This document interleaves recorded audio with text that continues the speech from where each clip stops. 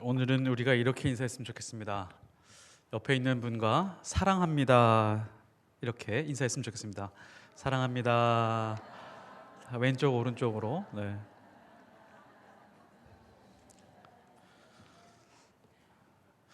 그렇다고 또 매번 하던 인사를 또 안 할 수 없죠. 지적과 원망 대신에 칭찬과 감사로 하나님의 만복을 향유하세요. 오늘은 이상하게 다른 날보다 더 밝게 인사하시는 것 같습니다. 정말 사랑이 넘치시고 또 얼굴도 더 밝으신 것 같은 그런 느낌입니다. 찬양 너무 좋았습니다. 어떻게 이렇게 잘 아는 곡인데 이렇게 잘 편곡이 되어 있을 수 있을까라는 생각도 했지만 저런 곡을 어떻게 이렇게 은혜롭게 찬양하실 수 있을까, 이런 마음도 들었습니다. 더 하나님 앞에 다가가야겠다라는 마음을 이끌어낼 정도로 은혜로웠습니다. 오늘 말씀의 제목은 성령 안에서 기도하라 라는 제목으로 하나님 말씀 전하도록 하겠습니다. 어떤 사람이 있습니다. 자기의 모든 인생의 중심을 예수 그리스도로 삼고 살아갑니다. 그래서 명예와 권력과 돈에 흔들리지 않습니다. 이 사람은 십자가의 의의가 분명히 있습니다. 그래서 다른 사람들이 어떤 공격을 하더라도 마음의 상처를 입지 않고 굳건하게 서서 갈 수 있는 사람입니다. 그리고 복음에 대해서도 너무 선명하게 잘 알고 있고 복음으로 인한 뜨거운 감격과 열정도 가지고 있습니다. 거기에서 더해서 믿음도 굳건하고요, 구원에 대한 소망도 확실하고, 그에 더해서 하나님의 말씀이 너무너무도 확실하고 잘 정리가 돼 있어서 어떠한 상황에서도 무조건 말씀으로 대처하는 사람입니다. 이 사람이 어떤 사람이죠? 나무랄 데가 없는 사람입니다. 정말 믿음이 좋은 사람이고 신앙이 좋은 사람입니다. 아마 이 사람을 만나게 되면 많은 사람이 칭찬하고 존경하고 사랑할 만한 그런 사람이라고 할 수 있습니다. 이 사람이 바로 전신갑주를 취하고 있는 사람이기 때문입니다. 전신갑주로 무장했기 때문입니다. 그러면 우리가 상식적으로 그 다음 단계가 있을 것 같습니다. 이제 성령의 검 말씀으로 무장을 하게 되고 검을 손에 쥔 채 모든 것을 갖추고 있습니다. 심지어 잘 숙련이 되어 있고 능수능란하게 검을 다룰 수 있는 힘도 소유하고 있습니다. 그러면 그 다음 단계가 이렇게 나와야 상식적으로 맞을 수 있겠죠. 세상 현실에 들어가서 지극히 너의 현실에 있는 그 현장으로 들어가서 그곳에서 전신갑주를 입고 싸워라, 믿음의 싸움 싸워내면서 승리의 삶을 살아라 라고 그 다음 말씀이 나왔으면 좋겠는데, 그렇게 말씀이 이어지지 않고 있습니다. 칼을 뽑았으면 무라도 베고 그 다음에 칼집으로 넣어야 되는데, 혹은 너는 예수의 좋은 병사이기 때문에 직접 싸워라 라고 우리를 독려하고 용기와 그런 대담함을 불어넣어 주었으면 좋겠는데 그렇게 이어지지 않습니다. 이게 진리가 가지고 있는 놀라움이라고 할 수 있습니다. 오늘 말씀은 그렇게 말하지 않고 18절에 모든 기도와 간구를 하되 항상 성령 안에서 기도하고 이를 위하여 깨어 구하기를 항상 힘쓰며 여러 성도를 위하여 구하라. 너는 이제 실력이 충분하다. 이제 하산해라. 가서 진짜 너의 믿음의 실력을 보여주어라 라고 그렇게 말씀하고 있지 않습니다. 이 말씀에 아주 중요한 의미가 있습니다. 그것이 무엇이냐면, 기도로 주님과 긴밀하게 연결되어 있지 않으면 아무리 무장이 잘 되어 있고 숙련이 잘 되어 있다라고 한들 아무런 의미가 없다라고 하는 그런 아주 중요한 의미를 가지고 있습니다. 마치 하나님께서 아담과 하와를 빚으시고 난 다음에 완전한 인간의 모습으로 만들긴 하였지만 생기를 불어넣어서 생명이 들어가 있지 않은 상태와 똑같은 그런 모습이 바로 기도가 없이 전신갑주로 무장한 상태다라고 하는 것을 우리에게 알려주고 있습니다. 우리는 흔히 그리스도인을 하나님의 사람이라고 말합니다. 그런데 기도하지 않는 사람을 하나님의 사람이라고 말하기가 어렵습니다. 우리는 그리스도인은 예수가 인생의 모든 것이다라고 말하고 있습니다. 그런데 기도하지 않는 사람이 예수님이 나의 인생의 전부입니다 라고 말하기가 어렵습니다. 그리스도인은 인생의 모든 것에 처음에 기도를 하고 인생의 가장 한복판에서 중심에서 기도하는 사람들이어야 됩니다. 모든 결정과 선택 속에서 기도가 빠지면 진정한 그리스도인이 될 수가 없습니다. 기도하지 않으면 세상이 흘러가는 대로 흘러가게 되었습니다. 세상이 끌고 가는 대로 끌려가는 인생을 살 수밖에 없습니다. 반드시 기도하지 않으면 힘센 사람 앞에 머리를 숙이면서 살아갈 수밖에 없습니다. 기도하지 않으면 다른 사람에 의해서 좌지우지 될 수밖에 없습니다. 기도하지 않으면 나의 약점에 매여서 살 수밖에 없습니다. 그러나 하나님 앞에서 기도를 온전하게 세울 수 있는 사람이라면 세상에 어떤 힘센 사람이라고 할지라도 아무리 돈 많은 사람이라고 할지라도 사람이 내 인생을 좌지우지하는 것처럼 보인다라고 할지라도 흔들리지 않는 삶을 유지할 수가 있습니다. 하지만 우리가 매일 기도하지 않으면 급한 일만 처리하다가 인생이 끝날 수 있는 그런 허망함 속에서 인생이 끝이 날 수가 있습니다. 정말 인생에서 중요한 일을 놓치고 살아가게 되는 것이죠. 마귀라고 하는 존재는요, 광명의 천사로도 변신할 수 있는 존재입니다. 마귀의 관계가 얼마나 놀랍냐면 마귀는 이런 일로 우리를 도울 수 있습니다. 전신갑주의 모든 부분을 잘 갖춰 입을 수 있도록 도울 수 있습니다. 좋아, 진리의 허리띠, 의의 호심경, 복음의 신발, 그 모든 믿음의 방패, 구원의 소망의 투구, 그리고 성령의 검, 좋아, 그 모든 것을 갖춰줄 수 있도록 도와줄 수 있는 존재가 마귀이기도 합니다. 그런데 하나 눈을 가리고 덮어놓는 것이 있죠. 그게 무엇이냐면 18절입니다. 18절은 그냥 넘어가게 합니다. 18절에서 그래서 계속해서 강조를 하고 있는데 기도와 간구를 계속해서 강조를 하고 있습니다. 모든 기도와 간구를 하되 항상 성령 안에서 기도하고 이를 위하여 깨어 구하기를 항상 있으며 여러 성도를 위하여서 구하라. 4번, 5번 계속해서 기도를 강조하고 있는데 많은 사람들이 전신갑주에만 초점을 맞추고 그 이후에는 성경이 끝나는구나 라고 하면서 그냥 지나쳐가고 있다라고 하는 것이죠. 그냥 아무것도 아닌 말씀, 그냥 평범한 말씀으로 지나가게 합니다. 그래서 전신갑주 입은 패배자가 나올 수 있습니다. 왜요? 기도를 놓치고 있기 때문에 그렇습니다. 기도 없이 예수를 알아가고 기도 없이 십자가의 감동이 있고 기도 없이 말씀의 능력을 경험하는 것은 마치 이와 똑같습니다.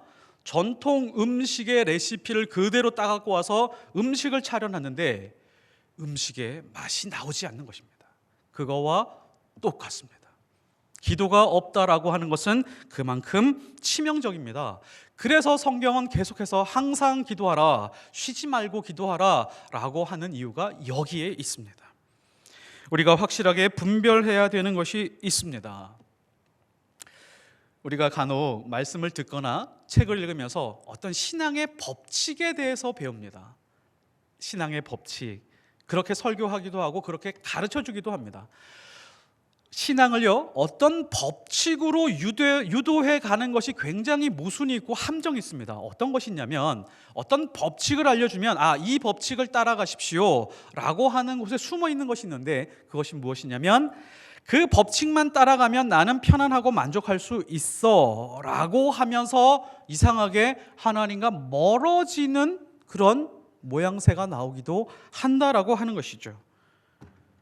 이런 겁니다. 또 다른 쪽으로 설명을 하게 되면 우리가 생각보다 크게 실수하는 경우가 있는데 우리가 무엇을 알고 깨닫고 경험하는 것들이 있죠.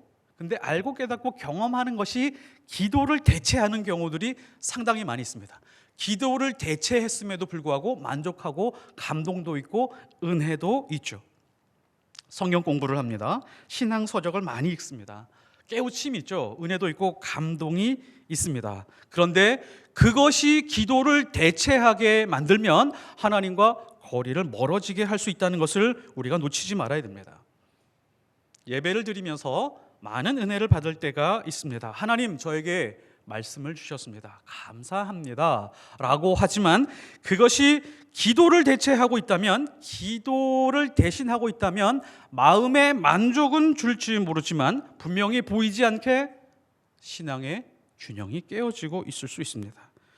우리가 무엇을 진짜 깨닫고 정말로 은혜를 받았다라고 하는 증거가 무엇이냐면 기도가 점점 풍성해지기 시작을 합니다.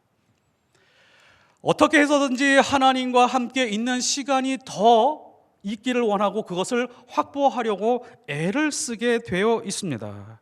내가 만족하고 내가 평안하다라고 하는 것은 하나님께 더 가까이 가고 있다라고 하는 것을 보장해 주지 않습니다. 이 부분을 정확히 깨달을 수 있어야 됩니다. 언제나 성경에서 말하는 평안은 하나님이 주신 복을 가지고 내가 평안하고 만족하게 누리는 그런 데서 그치는 것이 아니라 하나님이 주신 은혜를 가지고 다시 하나님 앞으로 더 가까이 깊이 들어가는 것입니다. 이게 진짜 평안입니다. 시편 116편 7절에 내 영혼아 내 평안함으로 돌아갈지어다 여호와께서 너를 후대하심이로다. 진짜 평안과 만족은 하나님께서 주신 은혜로 내가 그냥 세상에 나가서 만족을 누리면서 살아가는 데서 그치는 것이 아니라 그 평안과 만족을 가지고 다시 하나님 앞으로 더 가까이 가게 되는 것, 그게 바로 기도라고 하는 것이죠.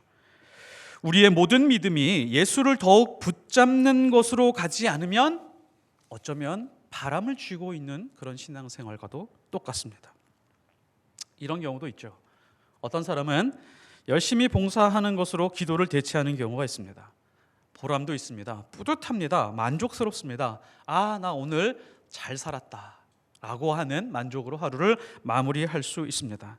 그런데 봉사와 희생에서 오는 만족이 기도를 대체하게 되면, 혹은 예수님을 찾을 필요가 자꾸 없어지는 쪽으로 가게 되면 그것은 가짜입니다. 기도가 그만큼 결정적이고 중요합니다. 그래서 한 사람의 신앙 상태는 무엇으로 알 수 있느냐 하면 그 사람이 얼마나 주를 찾느냐, 얼마나 하나님을 사귀기를 기뻐하고 얼마나 주님과 많은 시간을 보내려고 하는가와 비례합니다. 그래서 성경은 항상 기도하라, 쉬지 말고 기도하라 라고 말씀하고 있는 것이죠. 오늘 말씀은 모든 기도와 간구를 하라, 그리고 항상 성령 안에서 기도하라 라고 말씀하고 있습니다. 비단 이 말씀뿐만이 아니라 유다서 1장 20절도 마찬가지입니다. 사랑하는 자들아 너희는 너희의 지극히 거룩한 믿음 위에 자신을 세우며 성령으로 기도하며. 기도할 때는 반드시 성령 의지해야 됩니다. 항상 성령을 의지해야 됩니다. 성령 없이 혼자 기도하는 거 어렵습니다. 로마서 8장 26절 이와 같이 성령도 우리의 연약함을 도우시나니 성령이 무엇을 도와주실까요? 기도를 돕습니다. 우리는 마땅히 기도할 바를 알지 못하나 오직 성령이 말할 수 없는 탄식으로 우리를 위하여 친히 간구하시느니라. 성령 안에 들어가지 않으면 사실 진짜 기도를 배울 수가 없습니다. 하나님이 원하시는 기도의 방향을 따라가기가 어렵습니다. 자, 그렇다면 성령 안에서 기도하라 라고 하는 그런 의미가 무엇일까요? 두 가지 아주 중요한 의미가 있습니다. 첫째는 기도하고 싶은 마음이 없을 때 말하도록, 대화하도록 돕는 분이 성령님이라는 뜻입니다. 성령께서 기도를 시작하게 만드시는 영이라고 하는 것입니다. 우리는 죄악의 본성을 가지고 있기 때문에 기도할 마음이 생기지가 않습니다. 세상에서 가장 어려운 일들 중에 하나가 기도입니다. 아시죠? 차라리 말씀 보는 것, 봉사하는 것, 어디 가서 누군가를 도와주는 것, 이것이 훨씬 쉽습니다. 그거보다 가장 어려운 것이 기도하는 것입니다. 그리고 너무 큰 고난을 당하면 기도가 나오지 않습니다. 그런데 기도가 나오지 않을 때가 가장 기도가 필요한 때라고 하는 것을 누구나 잘 알고 있습니다. 입맛이 없습니다. 그때가 가장 먹어야 될 때입니다. 입맛이 없다고 안 먹으면 병들거나 죽을 수 있습니다. 기도도 마찬가지입니다. 기도하고 싶지 않을 때 그때가 가장 기도가 필요한 때입니다. 그런데 기도할 힘이 없고 기도할 의지가 없습니다. 이때 우리가 해야 될 훈련이 무엇이냐면 성령 의지하는 훈련을 해야 됩니다. 거창하게 시작할 필요가 없습니다. 그냥 푸념의 형태로 기도하면 됩니다. 하나님, 저 너무 힘듭니다. 하나님, 저 너무 답답해서 미치겠습니다. 이렇게 말을 꺼내면서 기도하러 들어가는 것입니다. 이게 바로 하나님께 말을 거는 것입니다. 이게 기도입니다. 그런데 기도가 왜 힘들죠? 기도가 근본적으로 힘든 이유는 우리가 죄인이기 때문에 그렇습니다. 죄인은 할 말이 없는 존재입니다. 그런데 성령이 오셔서 할 말이 없는 우리에게 말을 거시고 말을 하게끔 도와주시는 분이십니다. 요한복음 8장에 보면 가늠하다 잡혀온 여인이 있습니다. 그 사람들이, 주변에 모여있던 사람들이, 수도 없는 사람들이 이렇게 말했겠죠. 가늠하니까 좋더냐? 그런 낯짝으로 어떻게 살아갈 수 있느냐? 너는 죽어, 마땅하다. 수없는 욕설과 비방이 그 자리에서 있었을 것입니다. 가늠한 여인이 무슨 말을 할 수 있겠어요? 그렇게 말하는 사람들 앞에서 아무런 말 할 수 없었습니다. 그런데 예수님이 죄 없는 자가 돌로 치라 라고 하니까 모두 사라졌습니다. 그리고 예수님이 어떻게 했죠? 여인에게 말을 걸었습니다. 너를 고발하던 자들이 어디 있느냐? 너를 정죄하던 자들이 어디 있느냐? 누구나 다 아는 사실이죠. 아무도 없는 상황입니다. 그러니까 편안하게 예수님께 대답할 수 있었습니다. 주여, 없나이다. 드디어 입을 열기 시작을 했습니다. 말할 수 없는, 아무런 말할 수 없고 죽어 마땅한 그 죄인의 입에서 할 말이 나오기 시작을 했습니다. 대화를 끄집어내신 거죠. 그리고 나도 너를 정죄하지 않으니 가서 다시는 죄를 범하지 말라. 예수님은 대화가 되지 않는 사람에게 대화를 주고받기 시작을 했습니다. 말할 힘조차 없는 사람에게 다가가서 말하게 하시는 분이십니다. 마음을 열게 하시는 거죠. 그래야 하나님의 말씀이 들리기 때문입니다. 이런 분이 우리에게 있습니다.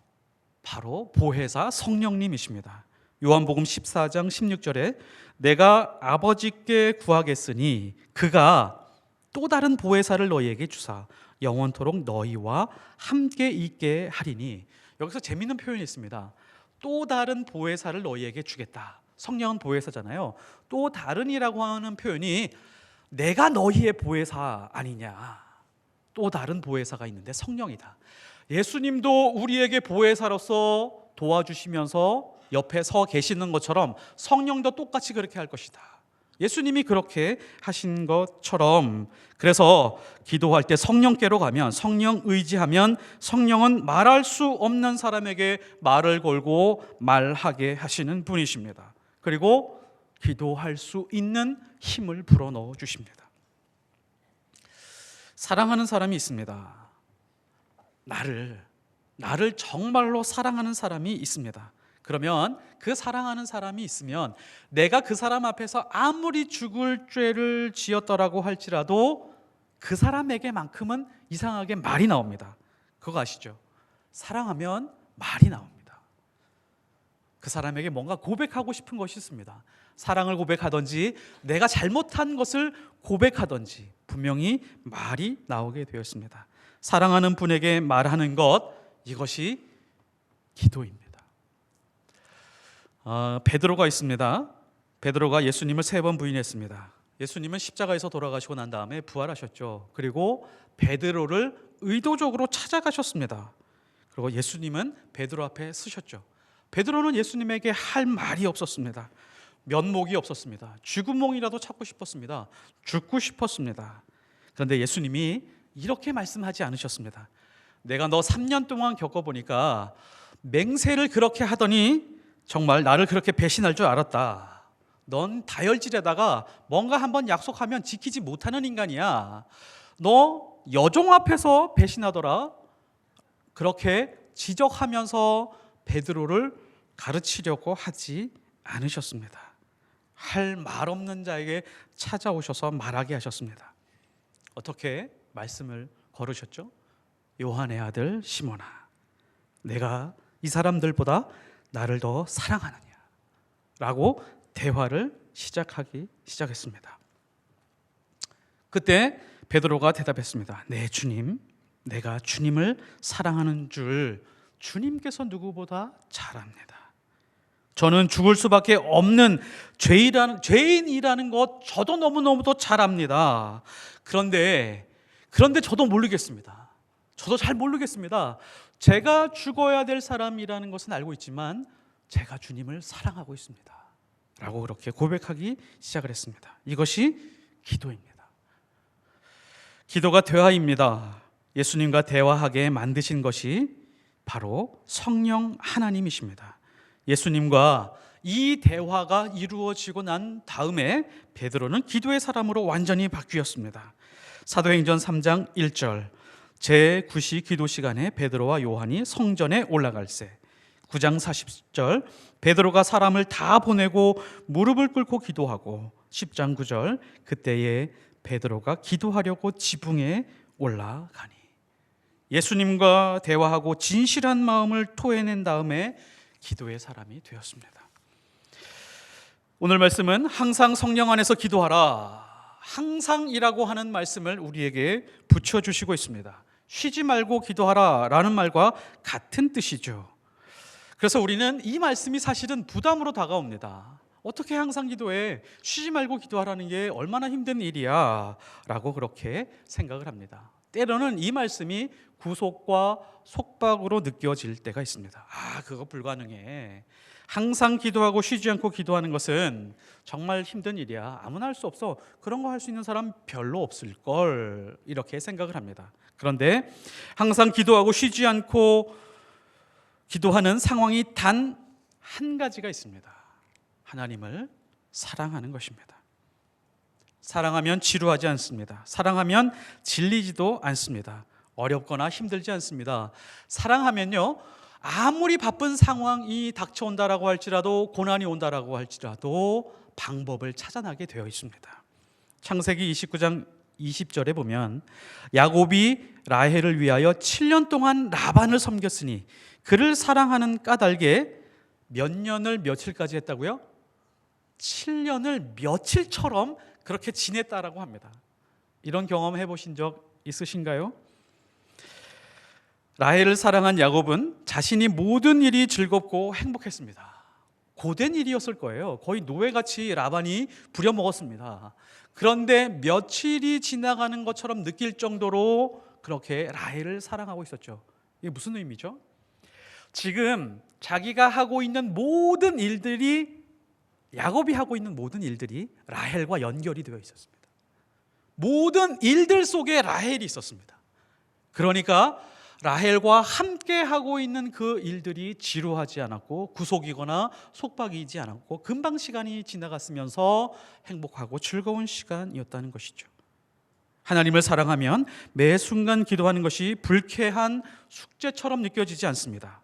오히려 기도를 중단하는 것이 어렵고 힘든 일이 됩니다. 하나님을 깊이 사랑하십시오. 그러면 쉬지 않고 기도할 수 있습니다. 둘째, 성령 안에서 기도하는 것은 말씀을 붙들고 기도하는 것입니다. 요한일서 5장 6절에 보면 물과 피로 임하셨고 증언하는 이는 성령이시니 성령은 진리니라. 성령이 뭐라고요? 성령은 진리이십니다. 진리는 뭘까요? 하나님의 말씀이죠. 진리는 예수 그리스도입니다. 성령 하나님은 예수 그리스도를 비추시고 하나님의 말씀을 조명하시는 분이십니다. 그래서 성령 안에서 기도하라, 이 말씀을 바꾸어 말하면 하나님의 말씀을 붙들고 기도하라 라고 하는 말씀과 똑같습니다. 말씀 안에서 기도하는 것이 가장 안전합니다. 가장 확실합니다. 가장 강력한 믿음의 기도를 할 수가 있습니다. 하나님이 나에게 주신 목적과 사명을 이루는 기도, 그것이 바로 하나님의 말씀 붙들고 하는 기도입니다. 우리는 지금까지 신앙생활하면서 조지 뮬러에 대해서 많은 이야기를 들었습니다. 많은 목사님들이 설교를 하셨죠. 조지 뮬러 63년 동안 15만 명의 고아들을 하나님의 사랑으로 양육한 고아들의 아버지입니다. 하나님을 믿지 않는 사람들이 조지 뮬러를 알 정도로 이 사람은 굉장히 헌신적이고 멋진 사람이었습니다. 조지 뮬러는 25,000번의 기도 응답을 받았던 사람이고요. 하루에 한 건의 응답을 받는다라고 하더라도 68년 동안 기도 응답을 받았다라고 하는 그런 계산이 나옵니다. 그래서 많은 사람들이 조지 뮬러처럼 기도하기를 원하고 조지 뮬러처럼 기도의 응답을 받기를 원합니다. 그런데 정작 조지 뮬러가 어떻게 기도했는지에 대해서는 관심도 없습니다. 조지 뮬러는 어떻게 기도했을까요? 어떻게 이렇게 많은 응답을 받을 수 있었을까요? 조지 뮬러는 말씀을 따라 기도하는 사람이었습니다. 시편의 말씀을 붙들었는데요. 시편 14절 고아를 도우시는 하나님, 그리고 시편 68편 5절 고아의 아버지이신 하나님, 이 말씀을 굳건하게 붙들고 기도할 때마다 이 말씀 붙들고 하나님 앞에 기도를 했습니다. 하나님, 이 땅의 고아들이야말로 하나님의 자식들입니다. 그 자식들, 고아를 사랑하고 돌보시는 것이 하나님을 사랑하시는 줄을 하는 것인 줄을 믿습니다. 제가 고아를 돌보겠습니다. 저는 하나님을 사랑하기 때문에 고아를 돌보겠습니다. 하나님의 자식들이오니 이 자식들에게 먹을 것, 입을 것, 거주해야 될 모든 공간들까지 하나님 책임져 주십시오. 내가 하나님의 자식을 돌보는데 하나님이 어찌 외면하시겠습니까? 가만히 있을 수 있겠습니까? 라고 하는 그 믿음을 붙들고 믿음의 기도를 드리게 되었습니다. 조지 뮬러의 그 강한 믿음의 기도, 그 믿음은 어디서 오게 된 거죠? 하나님의 말씀에서 왔습니다. 그 말씀들이 기도가 되었습니다. 그래서 성령 안에서 기도할 수 있는 사람이었습니다. 마태복음 11장 24절 그러므로 내가 너희에게 말하노니 무엇이든지 기도하고 구하는 것은 받은 줄로 믿으라. 그리하면 너희에게 그대로 되리라. 이 말씀을 우리가 좀 오해할 때가 있습니다. 자기 마음대로 구해놓고 이렇게 자기 자신에게 암시합니다. 믿어야지. 의심하지 말아야지. 의심하면 안 돼. 의심이 들어오지 않게 해주시옵소서. 이렇게 하나님 앞에 기도할 때가 있습니다. 전에도 한번 말씀드렸지만 믿음이라고 하는 것은 은혜라고 하는 것과 똑같습니다. 은혜가 하나님께로 오는 것처럼 믿음도 하나님께로부터 선물로 오는 것입니다. 성령 안에서 말씀 붙들고 기도하는 중에 믿음이 부어지는 것입니다. 그래서 그 믿음 붙들고 강력하게 하나님 앞에 부르짖을 수 있는 것이죠. 참 저는 개인적으로 설교자들이 믿습니까? 라고 했을 때 성도들이 아멘이라고 화답하는 그 장면이 매우 불편합니다. 왜냐하면 믿음이라고 하는 것이 그렇게 생기는 것이 아니거든요. 내가 의지하고 결심해서 믿어야지 해서 얻어지는 게 믿음이 아닙니다. 믿음이 사실 훈련해서 얻어지는 것이 아니죠. 성령 안에서 기도하면서 성령 하나님으로부터 선물로 주어지고 풍성해지는 것이 바로 믿음이라고 하는 것입니다. 강요해서 얻을 수 있는 것이 아닙니다. 요한일서 3장 18절 자녀들아 우리가 말과 혀로만 사랑하지 말고 행함과 진실함으로 하자. 사랑하자. 근데 사랑하는 것을 행함과 진실함으로 한번 해보자라고 이렇게 말합니다. 그리고 그 뒤에 22절에 이렇게만 나옵니다. 무엇이든지 구하는 바를 그에게서 받나니. 사랑으로 행하고 하나님의 말씀 안에서 순종해 가기 시작을 했을 때 하나님께서 응답해 주신다. 무엇이든지 구하는 대로 응답해 주신다라고 하는 것입니다. 이렇게 설명할 수 있습니다. 우리가 항상 성령 안에서 말씀 붙들고 기도하면서 하나님이 믿음을 부어주시고 그 믿음을 부어주시는 대로 사랑으로 하나님을 사랑하는 마음으로 행하고 진실함으로 행하게 될 때 다시 하나님 앞에 나와서 기도하게 되면 그 기도에 대해서 하나님께서 풍성히 응답해 주신다라고 그렇게 우리에게 약속해 주는 것입니다. 성령 안에서 기도하는 것을 다른 측면에서 정리해 보면 이렇습니다. 우리가 여러 가지 시험을 만납니다. 어려운 일이 생깁니다. 사업상 급한 일이 생길 때가 많이 있습니다. 질병 때문에 오랜 동안 고생할 때가 많이 있습니다. 그때 하나님 앞에 이렇게 성령 안에서 기도합니다. 하나님이 싫어하는 일을 동원하지 않도록 영적인 힘을 주옵소서. 사람에게 부끄러움을 당하고 세상에서 실패할 수는 있어도 하나님이 슬퍼하는 일을 선택하거나 그것 붙들고 만족하지 않게 하옵소서. 이것이 성령 안에서 기도하는 것입니다.